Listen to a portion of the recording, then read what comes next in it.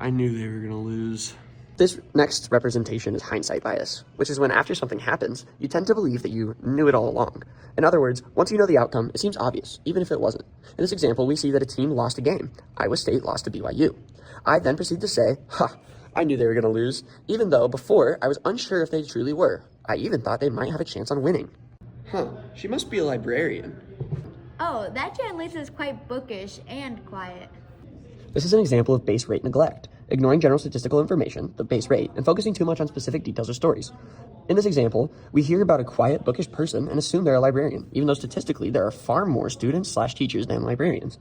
This can lead to an effect on decisions. It leads to faulty judgments because people ignore probabilities and focus on stereotypes or anecdotes. Next, we have confirmation bias, the tendency to seek out and remember information that confirms what you already believe, and to ignore or dismiss information that contradicts it. In this example, we see Catherine saying, yes, sugar is good for you, but too much of it, like in gum, can be bad for you. And then, when I hear this, I proceed to say, yes, sugar is good for you, therefore gum is good for you. Even though this is factually incorrect, it reinforces my existing beliefs and makes it hard to see alternative viewpoints or change my mind. The next concept is biasness and heuristics. The first idea of biasness and heuristics is loss aversion. People feeling the pain of losing something more strongly than the pleasure of gaining something of equal value. Therefore, they try to avoid the loss. For example, in an abusive relationship, the idea of being in a relationship is felt less strongly than the pain of losing that relationship. Therefore, keeping the relationship becomes more important, even if it's toxic and abusive.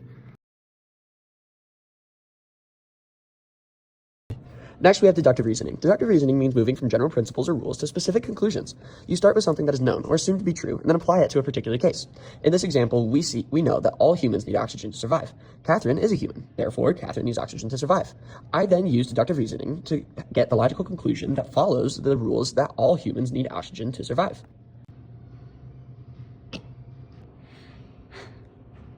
Next, we move on to reasoning, which has inductive and deductive reasoning. In inductive reasoning, you move from a specific observation to general conclusions, where you notice patterns, examples, or evidence, and then make a broad rule or theory based on them.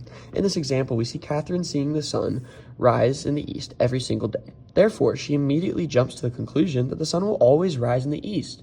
This is inductive reasoning. She's observed a pattern and drawn a general conclusion.